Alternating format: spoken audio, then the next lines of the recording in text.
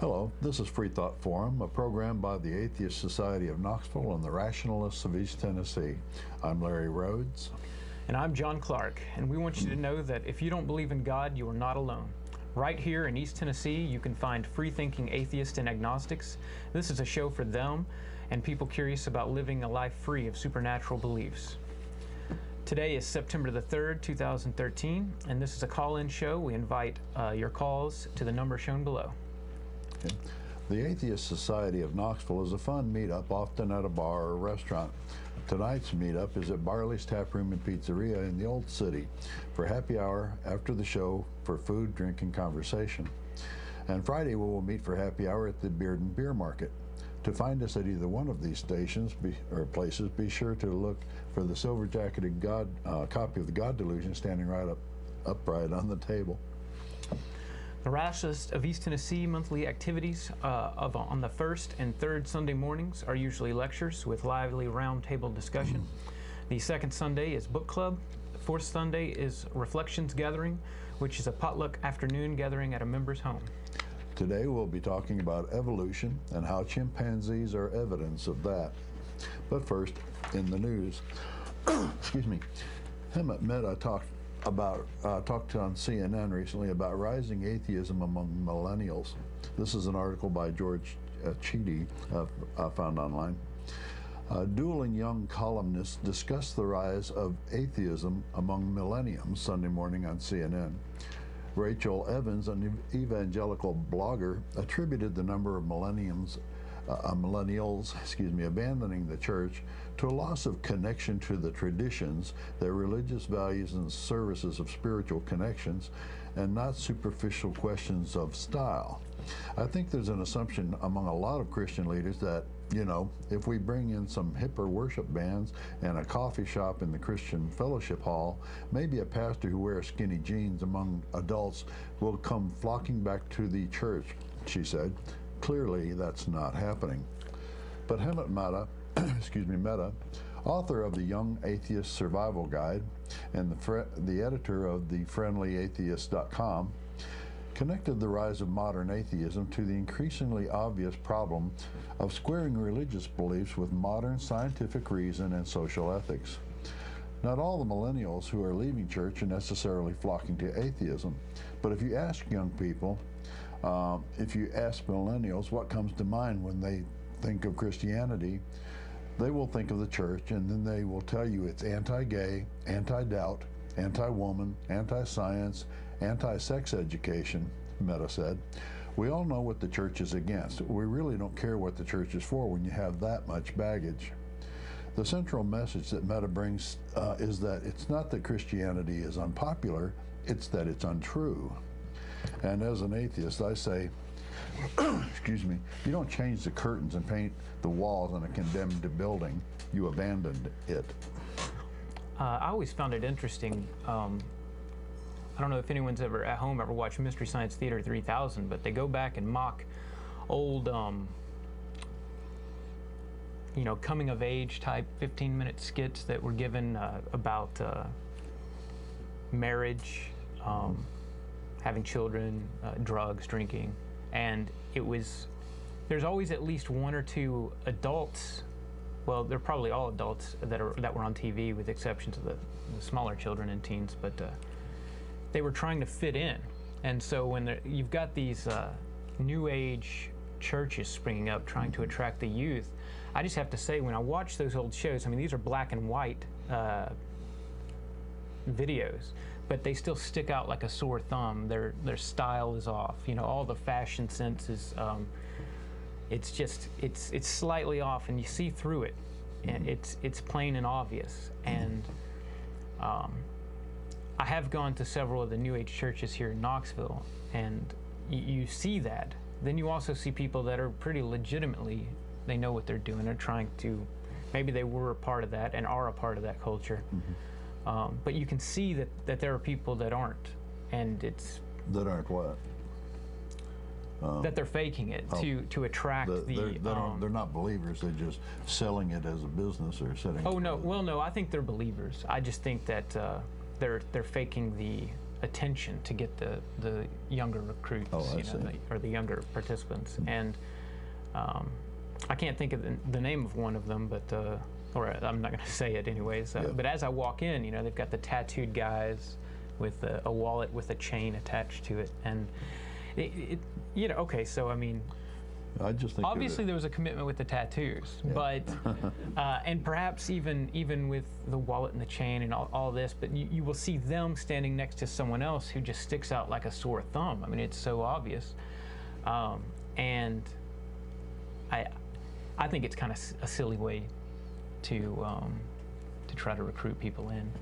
And then the other thing you were talking about, being that the church, it's really not so much of what the church preaches that's good that's going to bring people to it. And even when you have a good church, as I'm sure some of you know that have churches that don't really pick on the LGBT community, when a lot of them do, and they make national headlines, you're facing, anti-woman, anti-science, anti-sex education, and that is what they're seeing. I'll admit that our numbers are growing, but the real numbers are growing are the people that are leaving, and they're just trying to get away from that. They don't want to be a part of any of it. They're not necessarily going to atheism. Right. They're not flocking to us in droves. They're unaffiliating themselves from religion. Right. And in fact, if we say something that even sounds dogmatic or might be misconstrued as dogmatic, which is what certain news organizations have figured out, this new group will also run from us as well. So it doesn't matter what we stand for, what we say on the show so much to these people or to these millennials. If they're not hearing it, they're going to hear the negative, and that's going to outweigh everything else. And I think that's kind of what Meta's saying here. On the other hand, you have the portion, a small segment of the atheist movement who want to start a church. They say that why should we let churches or the old religions get away with saying that we can't have congregations of people who are like-minded get together and create cultures and socialization and neighborhoods and friends. Right. There's a lot of place for that. Religion didn't invent socialization and socializing, excuse me, and building cultures among friends and like-minded individuals. We shouldn't let them get away with thinking that you can't have a church that's not religion. You can. And there's definitely a place for that. Now, a lot of people have so many negative impressions from the churches that they've gone to that they wouldn't even go near an atheist church if it was the last place they went to. I mean, why would you? You just came from a place that had the name church, and you didn't care for it. Right. But if you did care for the congregation, if you did care for the get-togetherness, the socializing, then there are places that you can go for that even without creating an atheist church. The Unitarian Universalist churches out there, and they don't really care what you believe. Right. They want to espouse the fact that your search is your search, and your search for truth. If it's led you to that church, that's fine, but they're not going to dictate any dogma to you. They're going to let you just come in, join the flock, and be a culture and a social animal, and get the benefits from it as necessary, or as you want. All right, in other news, we have Southern Baptist leader acknowledges that the moral majority is gone for good. Now it's a post-Bible Belt America, and I like a small applause. Yes, I'm all down for that, but this is, according to NPR, Russell Moore became the public face of evangelical Christians recently when he was appointed to be the leader of the Southern Baptist Convention's Ethics and Religious Liberty Commission. NPR explains. Southern Baptists represent nearly 40,000 churches and missions, claiming nearly 16 million members in the country. As the leader of the Ethics and Religious Liberty Commission, where he succeeds the very influential and prominent Richard Land, Mr. Moore will be at the forefront of some of the most contentious issues of our time. So what is Mr. Moore's chief objective? My top priority is to prepare evangelical Christian churches to live as faithful witnesses in a post-biblical or a Bible Belt America.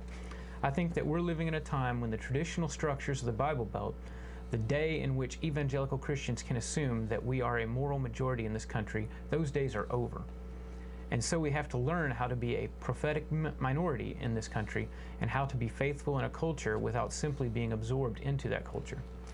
There's a much appreciated humility and sense of realism to these words. Time will tell whether Moore means them and acts accordingly. Now, you brought a piece of news in yourself, did you? Yeah, I got a few things that, some of them are follow-ups on what's been going on in the past. I might as well jump in on that. So you may remember January, lost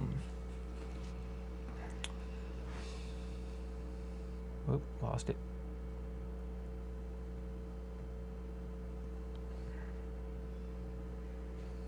Here we are. Sorry. The Sweet Cakes by Melissa Bakery, yeah, had published a Facebook post, I think it was January this year. Better is a poor man who walks in integrity than a rich man who is crooked in his ways. This was at a time where they had also made some anti-LGBT comments. And what had happened is they refused to service a homosexual wedding couple to provide a cake for them. And that couple went to, I'm not actually sure what they did initially, but they filed complaints. They went to the news organizations, and this spread across the country. They didn't take them to court or anything. Yeah, I don't think so. And anyhow, they just organized a boycott because they were anti-gay. And the business is no more. The business has gone under, and they now sell out of their home. And this is being made out to be an attack on Christian business, Christian ideas. I definitely think it's a criticism.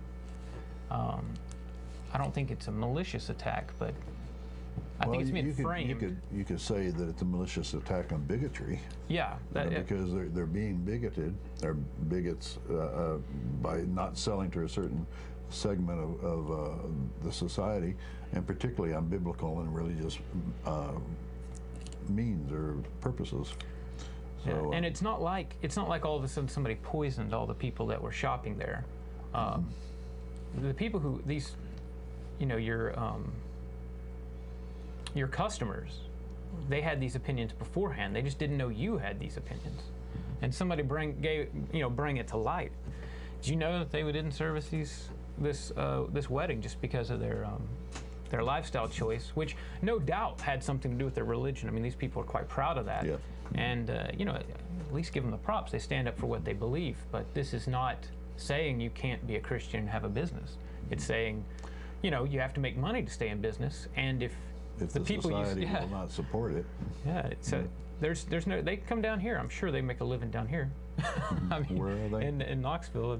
But just a little update on them. UT of Chattanooga has done a study that's turned up that there are 6 different types of atheists. Oh, really? And they studied, I believe it was 59 interviews. Yep. And I gotta say, I thought they did a good job for the most part. Just interesting that now we're under the lens. People want to know what's going on, and I'm just all about that. What would you read? Sure. Intellectual atheist agnostic. So this is someone just looking for material who doesn't mind pouring through books, and not to exclude religious works. I mean, all works, who often cite sources in a professional manner, or at least attempt to cite it in a professional manner. They may not be professionals themselves. They just do so frequently, and that's where it left it. It just stopped right there, because certain other attitudes that might accompany it, they've put in other categories. You have your activist, which is just very similar to any other activist that's not as strong as like a PETA activist or a. Well, I can see that there's some crossover already. You could have some intellectual atheists who are activists. So right. Greta Christina, we had. She called in. She still is a feminist activist, right? And this just what accompanied her style, and she knew exactly how to transition and make it happen. seeker agnostics, which is some type of, that question beliefs, do not hold any firm ideological positions. You might even put them in the activist group, but they may not be activists themselves. They just seek knowledge, but they're not as tedious and professional. They may not read all the books or any of the books that the intelligent. I don't want to say intelligent. It says intellectual, right? But kind of comes off a little arrogant the way they titled that. But that's three of them. Yeah, the anti-theist, and the non-theist, and the ritual atheist. The ritual atheist still does some rites, may celebrate Christmas, may. So the ritual you're talking about is the rituals that they came from, the religions that they came right, from. like a cultural Christian, and then the non-theist just does not concern themselves with religion of any sort, simply don't believe, and I put those like two. An apatheist. I put those two, yeah, in apathy. I put those two in a category that when you talk to them, they're like, well, the first question that come out of their mouth is, well, why do you call yourself an atheist? Why do you actually use the name and go out there and say that? And I think that's a good criticism. And then, of course, the rebuttal is to get the word out, and to among other the things. name, there's nothing wrong with the name. That's the thing. It's been stomped into a way where you can't say it anymore. Although I think we're definitely coming out of the. Well, it was put there by the religious and the religious right. I mean, it's carrying a lot of baggage that it doesn't earn. It didn't earn. Right. And the one that I want to pick on, though, is anti-theist. They've got this listed as, quote, anti-theist view religion as ignorance and see any individual or institution associated with it as backward and socially detrimental. And I don't think that is true. I think a lot of it is true. And actually, I do think there are people who, never mind, I think there are a lot of people that fit in that category, but I do not think that's most anti-theist. Anyways, it was just interesting to read. Where did you find this, if our viewers would like to go see it themselves? This particular article I saw first on CNN.com. Okay. And, of course, it's got lots of popular atheists up here, like Daniel Radcliffe from... What's the name of the site that you're at? Religionsblogs.cnn. It's the Belief blog. CNN.com? Yeah. Okay. It's kind of hard to find these days. It's also hard to find even on Fox. You have to kind of dig around. You go to the opinion, and then you find it, or it's a sub-article of another sub-article. They don't like to put it up front for obvious reasons. Yeah. And then I'd just like to add, I also saw John McCain on Fox News saying that thinking God is no more offensive than Christians, or Muslims thinking God is no more offensive than Christians thinking God. And this is a guy who doesn't mind sticking his neck out there from time to time, saying things that... kind of a rebel, theoretically. He's been painted as a rebel to the GOP occasionally. Called him the Maverick for a while. Right. I think he refers to himself as the angry old man now. But, but what was he responding to on this particular thing, that Muslims thinking God is no more offensive than Christians thinking God? Well, it's a criticism of the way that Fox Christians... News. I think it was Fox News doing it, wasn't it? Yeah. It's a criticism of the way that we all, I think,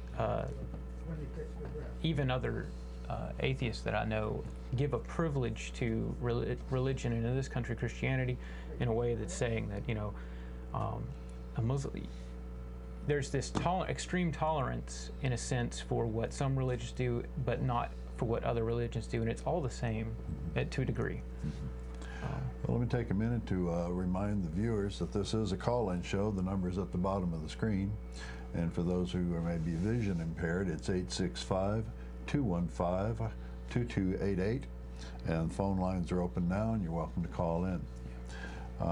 Getting back to the subject at the bottom of the screen, did you come from a monkey? Right. As atheists, we hear that all the time, and of course we did not come from monkeys per se. Monkeys and humans evolved at the same time from common ancestors. Or they diverged. The ancestors of humans and chimpanzees and monkeys and, well, maybe not monkeys actually. That would have been earlier. Yeah. But we all diverged at a time, and so no, we didn't come from monkeys. So we just kind of answered the question immediately there. But to make it clear, humans and carrots have a common ancestor. It's true. All of life on Earth evolved from certain early organisms that we can trace DNA all the way back to the very beginning of life. We don't know how life itself started yet, but we've got an awful lot of good experiments that are nibbling away at the edge of that question. But getting back to monkeys, you brought some information in that may help us compare humans and our cousins. Right. So we're cousins of chimpanzees, and you've got the common kind of sightings of earlier investigators of this subject. I can't pluck the name out of the air right now, but even ancient Greeks had noticed the similarities in certain animals and us. And no doubt long before that, upon seeing the eviscerated organs of animals and whatnot on the desert plains and all this other, you're going to see these things. And then seeing ours on the battlefield. Exactly. Yep. And you're going to notice these similarities. And I don't know what it was like then to ponder these questions. But at some point, we know that religion came in and began to influence creation to a degree.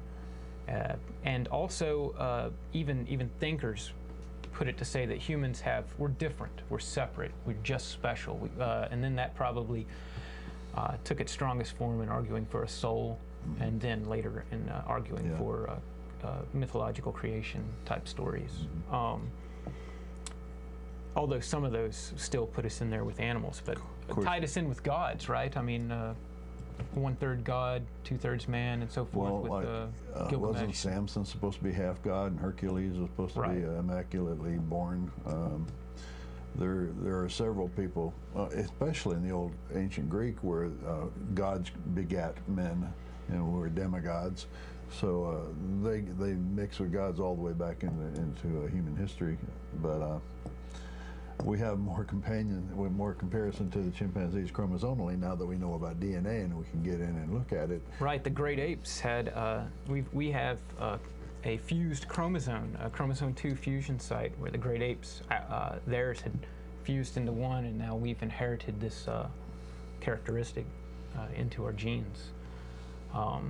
That's kind of that's kind of the nail in the coffin on that argument, so to speak. If you're fluent in the academia and you understand that. If you don't, on the other hand, this is the bridge between those ancient way to look and say that we're similar to animals, and then now we have this evidence, and our specialist, we can look in and determine that the DNA, we've got about 99% in common with chimps. And in fact, when you stretch it out, I'm pretty sure the percentage is quite high even with carrots to a degree. But obviously nowhere near what a chimp is. So this small difference genetically actually comes up to be quite a big difference on what we can do. We dominate this planet. And stature, intelligence, endurance, society, civilization, and that this all gives rise to this. At this point, we've got religion and ideas about humans and souls that had people pretty much separating us from the so-called lesser life forms, which is not the case.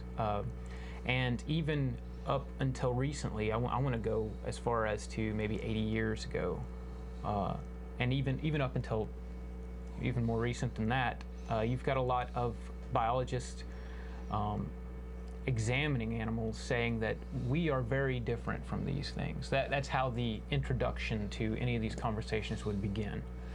And I've got a couple of people here who would say the opposite. Franz de Waal would actually say that as he looked at the question, he would start out with, and it's a presupposition to a degree, but aren't we much more similar, right? You can still show the same differences empirically, and but it's just a different way to bias himself and to focus his research. He looked more at morality, specifically reciprocity and empathy, and we know as fairness and compassion. And so cooperation, undoubtedly, that led to trade between different tribes and foundations of civilization was found in 1937 in 2 chimps, which they put them in a cage, and they would lay out 2 blocks with lines drawn from them, or I'm sorry, 1 block that was heavy. And the chimp on its own, each chimp could not pull the block to it. They set a plate of food on it, and the chimps together would drag the food towards the cage. Well, they're both hungry, right? So they both want the food. But if you see the video, you'd have to look up Friends to Wall and Chimp Cooperation 1937. Probably find it on YouTube. But anyhow, the criticism would be, well, they're both tugging at the thing. They're both hungry. Well, being good scientists that they were, they fed one chimp and didn't feed the other. And so what happens is you got the hungry chimp and the chimp that's been fed, and the hungry chimp is staring at this food. I want that food, and it would sit there and tap its friend and start pulling, and they pulled in unison. I mean, this was physical cooperation. And the other chimp, being that it's a chimp, much more like a child. You know, I want to play, but I don't want to play with you all the time, and I got my G.I. Joe or whatever, and it get distracted, and it's like, hey, no, pull, you know, and it took them forever, but finally got the food there. And of course, the hungry chimp takes all the food, and the other one just takes maybe one and goes back to what it's doing. Yeah. There's a sense of cooperation going on there, and certainly when you see the tapping and the dedication to getting the cooperation from its friend. Right. So even now, how much cooperation is really going on?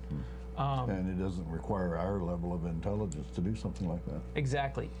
The idea that that cooperation, and further along the way, I got some more examples here, that morals themselves started after humans, does not seem to hold ground in any way. These things started long before language and long before humans, and I don't even know that language may have had some roots before that even. Let me tell a short story about Coco, and then we'll go to break and come back to your next person that you were talking about. You remember Coco the ape, the gorilla? That's the sign language? Yeah. Okay. Yeah, I mean, you say, well, we can talk. Well, they don't have the physical larynx and tongue and voice box that you need to talk, but we were able to teach a gorilla quite a few words in sign language. And what's funny is that once he was able to get the concept and talk on his own, one of the first things he did was request a pet. He asked for a kitten.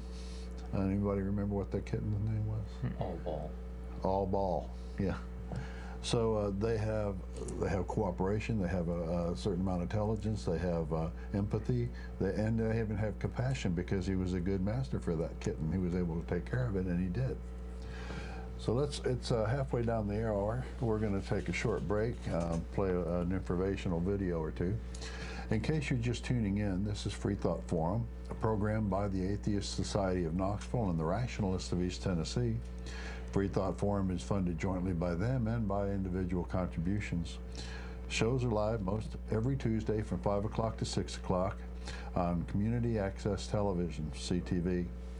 You can also see it streaming online outside the Knoxville area by going to ctvknox.org. This is a call-in show, and we are live today, September 3rd, 2013, and viewers can call in now to the number on the screen. The Atheist Society of Knoxville, or ASK, meets 2 times a week, and we have evening meetups for food, drink, and conversation. ASK's purpose is to supply a venue for camaraderie, community, and outreach to atheists, agnostics, freethinkers, and other like-minded persons in the East Tennessee area. Sam, would you run the informational videos, please?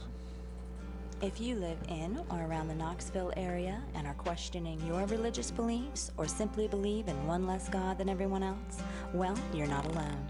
The Atheist Society of Knoxville is a fun and friendly group of people just like you that meets twice a week at a bar or restaurant. We meet every Tuesday night following the show at Barley's Tap Room and Pizzeria for happy hour. You'll find our group either inside or on the patio. Look for Richard Dawkins' silver-jacketed book, The God Delusion, standing upright on the table. On Fridays, we meet at Agave Azul or the Beard and Beer Market. But if you plan to preach, proselytize, provoke, or punch, please don't. We all question what we believe at one point in our lives. If this is the time for you, come join us for food, drink, conversation, and fun. Do you find stories of talking snakes laughable? Do you prefer the scientific method over supernatural beliefs? Are you concerned about religious leaders and organizations imposing their values and rules on your body, your family, and the rest of our society? Well, take comfort in the fact that you're not alone. The Rationalists of East Tennessee meets weekly for fellowship and provides a forum for people who support skeptical thinking and rational discussion of these and other issues. To find out more information or to find out about our next meeting, visit us on the web at www.rationalist.org. If you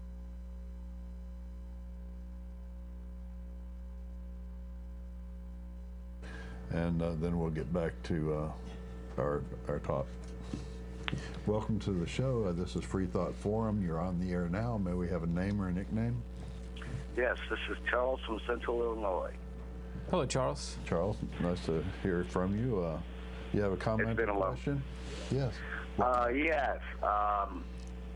Today's topic is that we are a common descent of from a previous primate that descended into first into monkeys, then to old world and new world monkeys, and a branch out from there in the old world monkeys into the apes, from the apes into the great apes, and a branch off so that divided into humans, chimpanzees, orangutans, and gorillas, right? Well, not only humans, there were at least 5 other humanoid creatures that were sharing the planet with us at one time before the time of the Neanderthals.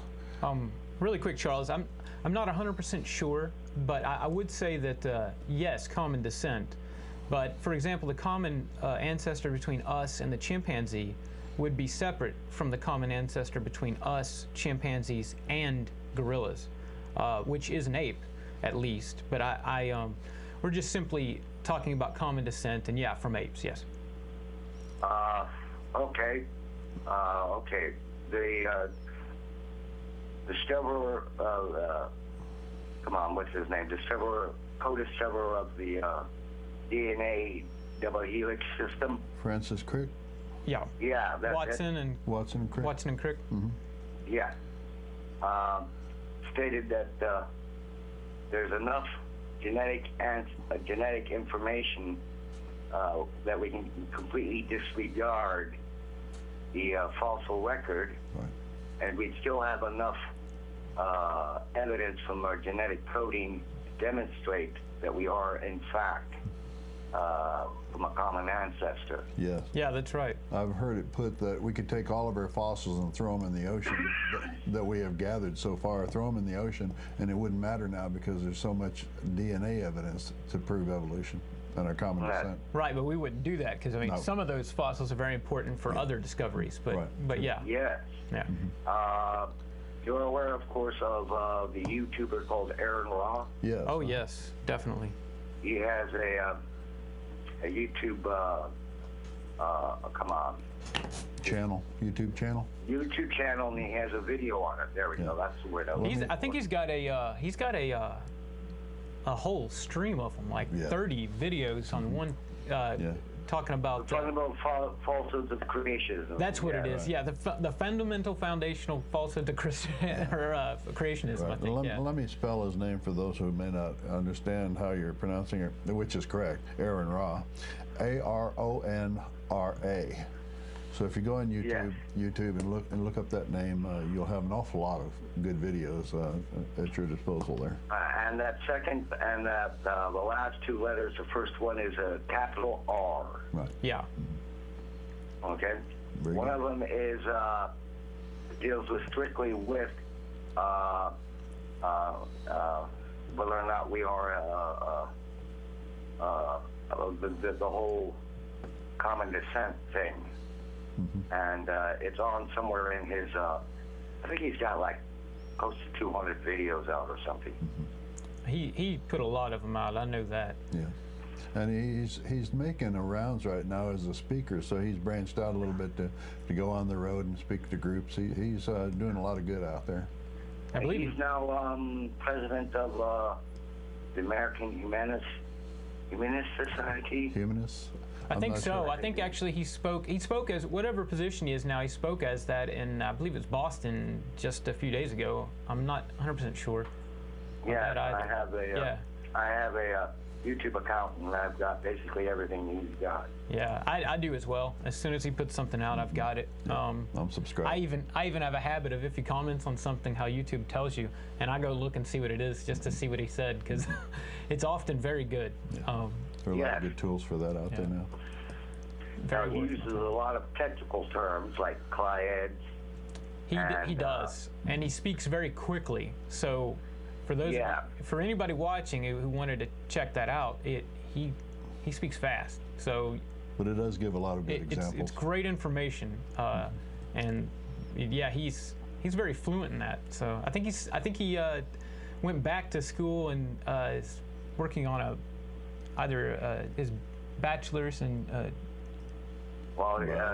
He's got his bachelor's. He's working for his master's in geophysics. Geophysics, that's right. Yeah. Okay. Yes, if you look at the humans, chimpanzees, orangutans, gorillas, we all have earlobes, or most of us have earlobes. Right. We all have fingertips. We all have let's see, our noses are dry and bilateral divided nostrils. Now, there's subtle differences between us there, revolve around, if I'm not mistaken, us standing on two legs most of the time. So that such that we have a wider angle of view. Well, I don't know that it's wider in all cases, but as you stand, a chimp would actually have its view hampered from the way I stand. Yes, because of the size of the muscle jaws and so forth. Yeah, that too. That as well. Yeah. Shaping the shape of the skull. A lot of believers will say, well, you can't do that in the 6,000 years of the Earth, the 10,000 years. There's not been enough time for evolution to work those wonders. But even in evolution, not worried about rocks or anything. You have RNA markers in the DNA, or in the RNA, excuse me, that you can tell how far back these changes actually took place. You can determine the age of the organism in a lot of cases to certain millennia, anyway, certain eras, by looking at the DNA and RNA markers. Well, and also the molecular dating's come a long ways, and it's an independent way of dating aside from the ways that we use, and it's actually quite reliable, and that relies on certain types of. I don't know that it's a mutation itself, but it's a frame shift. It's a biochemical reaction that happens at a certain rate. Right, and they're point and frame shift mutations that occur as DNA is replicated. Yes. Yeah. Okay. And I'm not certain if you've heard of this or not, but a Congress critter in Washington, D.C. tried to give Dave Solomon's groups a new non-profit status as a religion. Right. Yeah. That's been. I've seen this effort. Yeah. I wonder how hard they're still laughing at that. Yeah. Well, they may actually pull it off. I mean, they're fighting really hard to keep the tax breaks that the religions have, and they would rather give other groups that same tax break than lose it. Right. So that's what they're working for. This situation is getting conflated into legal fields the same way that I want to say. I'm trying to think. Well, health code and what has gotten into legal fields, where the legal definition of certain things will get changed by the legislation. Right, or backward, vice versa even, and it's annoying. I'll say, and it goes along with the First Amendment arguments that occur with Christmas type nativity scenes. we don't have a good track record of ending nativity scene use. We have a better track record of trying to do that, failing, and then saying, well, we want equal share for everyone, which is a secondary objective of ours. We'd prefer none. And I'm kind of worried in that regard that that's going to be the norm.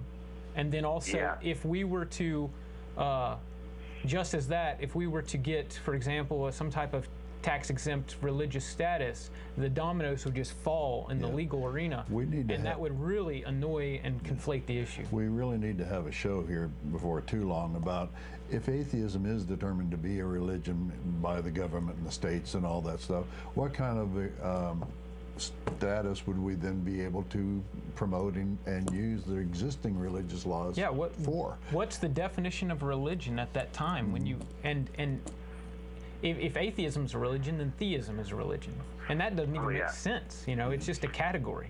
So I wonder if I can register myself as a Pastafarian.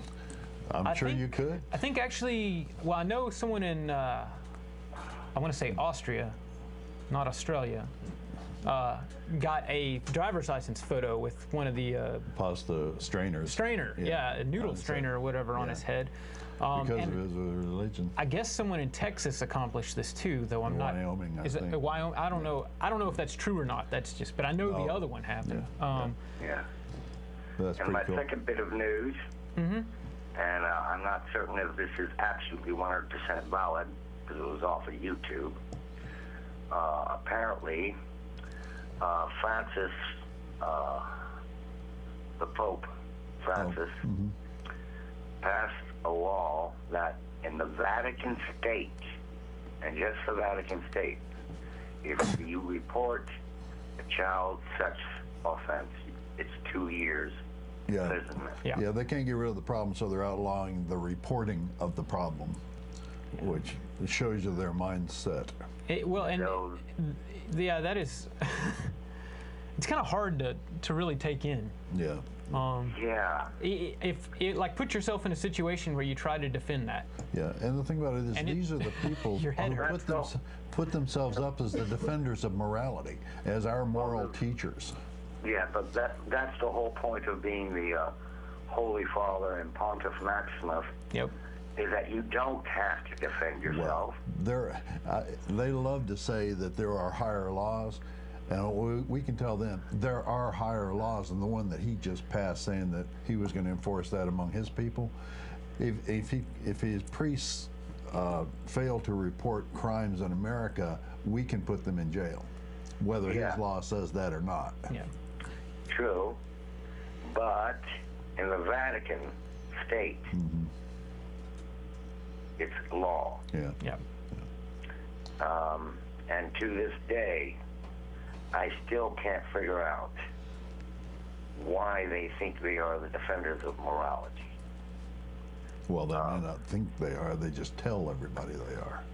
Or they've deluded themselves into it. I think the latter. They've deluded themselves. It's hard to imagine a malicious person attempting to do all that. We know it happens, but it's hard to imagine that it happens at a level of cooperation. You know, conspiracy cooperation type. But we know to a degree that will happen, such as business conglomerates and all this. I mean, this kind of nod and winking goes on all the time. Groupthink. But when you look at something like that happens everywhere, you know, like here, even locally and whatnot, I think most of these people believe. I think they're honest. I think they are deluded in that regard. Even though that there are the malicious people that abuse it to a great degree, and it's mind-boggling. I don't know. That's the whole anointing and everything, being the anointed of the God and holding the dignity of the office of priesthood and so forth comes into play. And it seems to give them an exalted view of their status among us regular human beings. Their claimed exalted view. But as long as you buy into it, I guess that's true for you. Unfortunately, a lot of people do. Well, I'll let you go. Well, we usually like to ask our callers where they're calling from. Are you in the Knoxville area? No, this is Charles from Illinois. Yeah, Illinois. I didn't hear that part.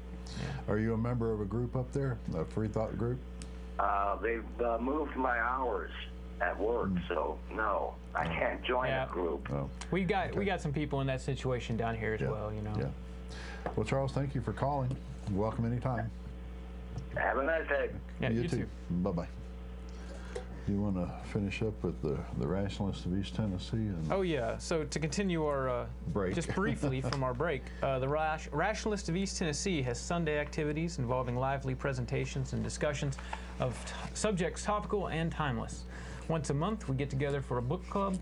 You need not have read the book to attend, but of course it helps.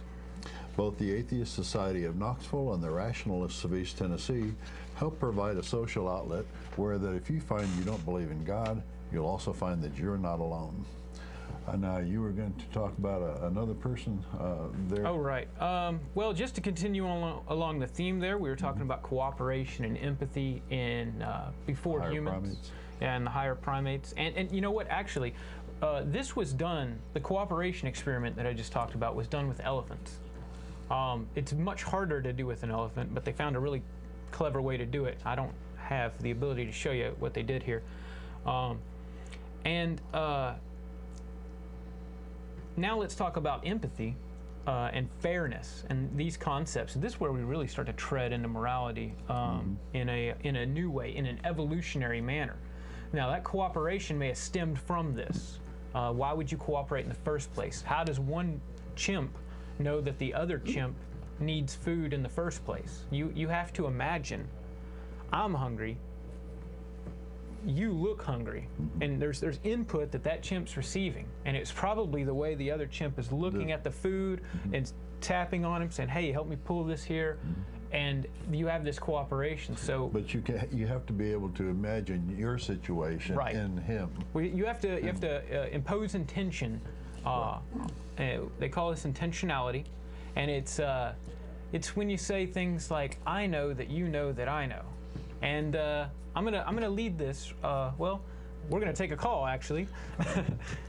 Welcome to Freethought Forum. You're on the air. May we have a name or a nickname? Oh, I think we lost him. We lost him. All right, caller, we just lost you. If you could try again, please. Either call back, or we'll find out in a moment if we lost you or not. But regarding empathy, we you have what they called it in the lab, synchronization, and this is what synchronization is. And if you'll just one second, we're about to take a call, but all right, lost it again. But synchronization, I'll give you a good example of it. All right, now if you just yawned at home, you watched me yawn. Hello and welcome to the show. You're on the air. May we have a name or nickname? Yes. Oh. My name is David, and I'd like to address the question you have there. All right. Okay. Okay, did you come from a monkey? That is a question that Richard Dawkins deals with so well in many of his books. And today I was talking with some people, and I was kind of surprised to find out that they had never heard of Richard Dawkins. So I'm calling in to make sure that some people hear of someone who addresses the question that you are displaying on the bottom of your screen, and the question that we hear a lot, don't we? Right. Yeah. Did you come from a monkey? Of course we didn't. So right now I'm listening to an audio book called The Greatest Show on Earth. That is an incredible book. Yes, very good. It's an amazing book, and it addresses this question. And I would just say to your viewers that if they just Google Richard Dawkins, D-A-W-K-I-N-S, Richard Dawkins books, they'll find a wonderful list of very readable books dealing with your subject. And even recently he's written a children's book called The Magic of Reality, Oh, yeah. which I hear can be read with interest and profit by children and adults. Oh, yeah. Magic of Reality. I think he wrote it for 8 to 12 years of age, self-reading, and then to even younger, you know.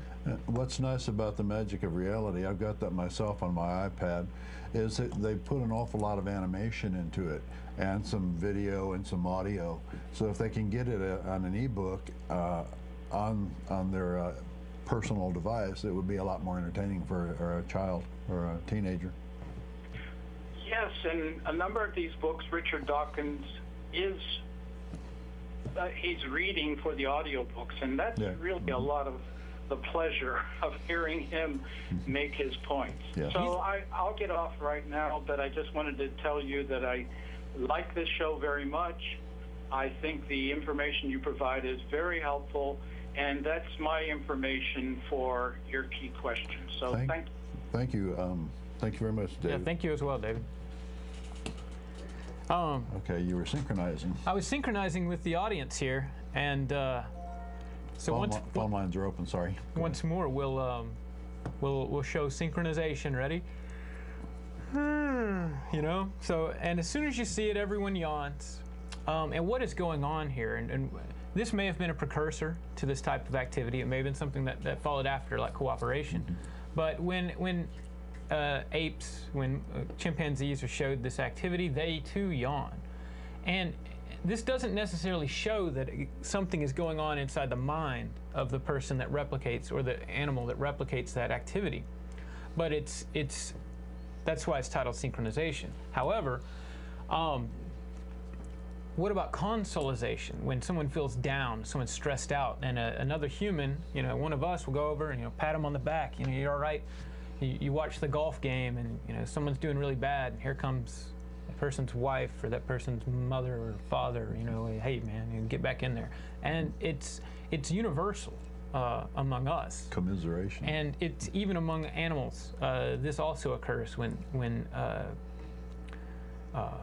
one may be injured, or perhaps even feeling lonely or down, like the rejection of a mate or a social circle. When an alpha loses his status as the alpha male, this may occur sometimes in some animals. So,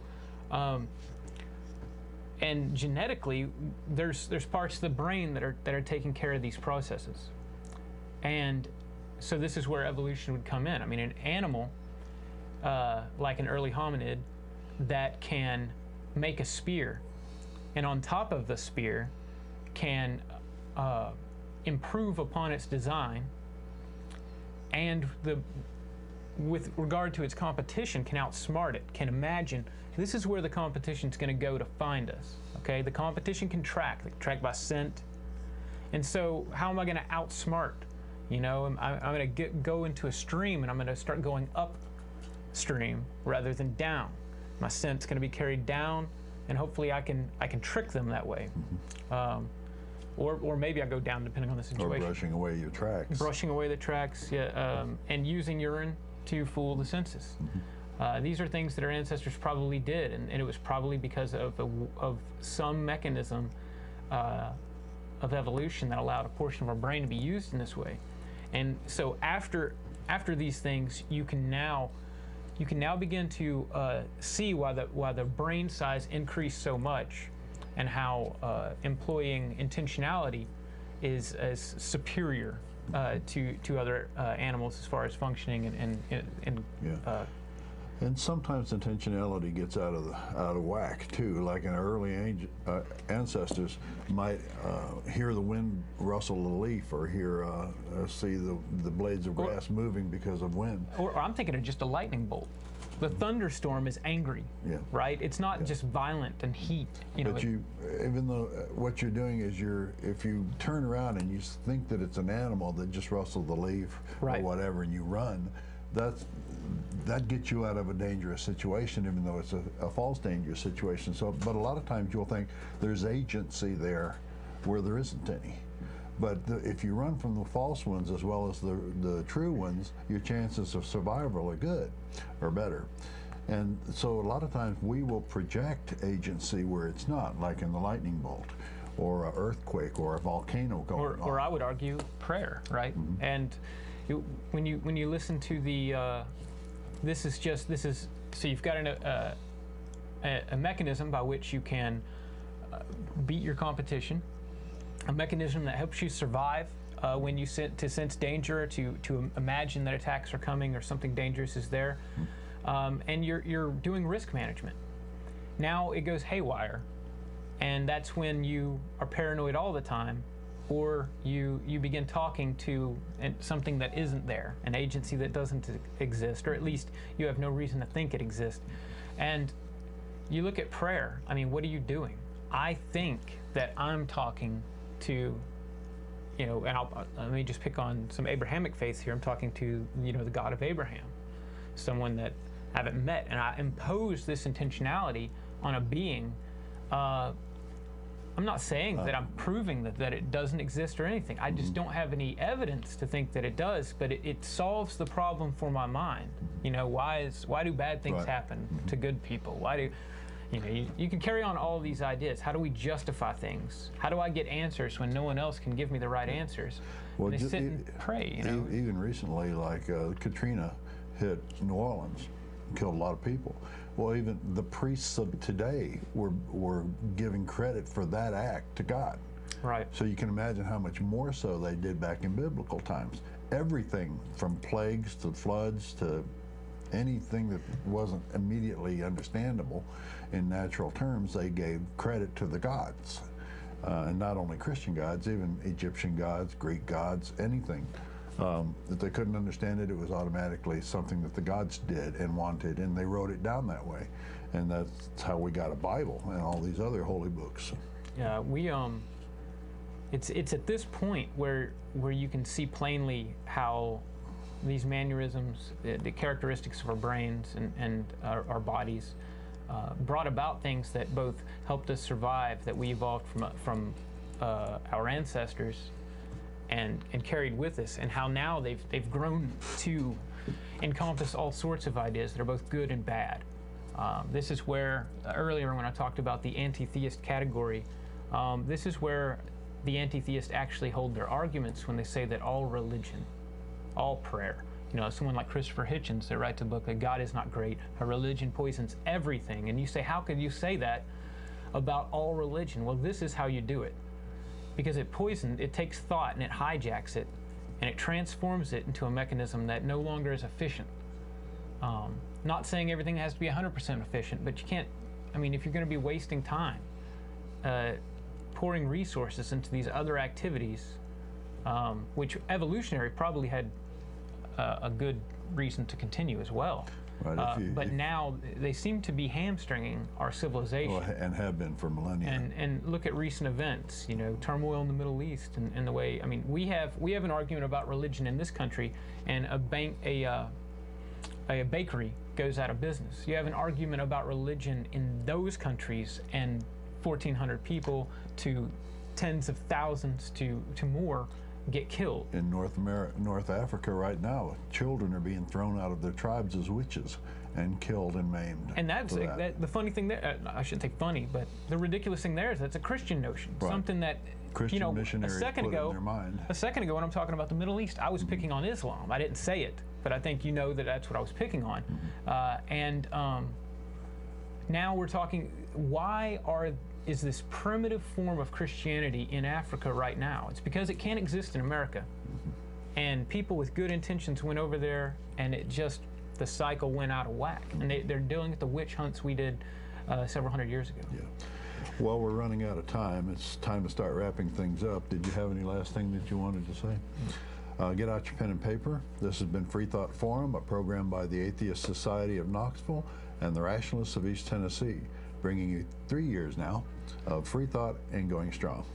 Please send us feedback. Leave us voicemail at 865-272-9060 or email us at freethoughtforum@yahoo.com. You can see the show on Tuesdays from 5 to 6 p.m. Eastern Time on Knoxville Station and 2200 Greenwich Mean Time at ctvknox.org. We would like to send out our thanks to Sam, Jonas, and Forrest for technical support, and to the staff at CTV Knox and to all of our callers. Remember, examine your beliefs. If those beliefs are true, then you have nothing to fear from examining them.